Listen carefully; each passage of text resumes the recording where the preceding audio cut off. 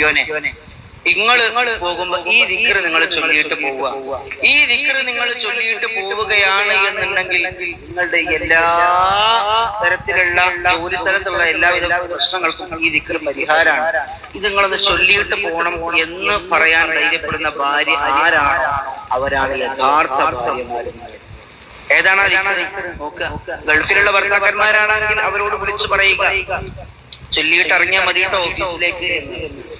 اللهم عافني في بدني اللهم عافني في سمعي اللهم عافني في بصري لا إله إلا أنت اللهم إني أعوذ بك من الكفر والفقر اللهم إني أعوذ بك من عذاب القبر لا إله إلا أنت اللهم عافني في بدني إن شريرتني كني عافية നൽകണേ اللهم عافني في سمعي اللهم إنك البك عافية നൽകണേ اللهم عافني في بصري اللهم إنك കാഴ്ചക്ക് നീ عافية നൽകണേ لا إله إلا أنت നീ അല്ലാതെ ആരാധനക്കർഹൻ വേറെ ആരും തന്നെയില്ല اللهم إني أعوذ بك من الكفر والفقر അല്ലാഹുവേ കാപട്യത്തിൽ നിന്നും ദാരിദ്ര്യത്തിൽ നിന്നും അല്ലാഹുവേ ഞങ്ങളെ നീ കാക്കണേ اللهم إني أعوذ بك من عذاب القبر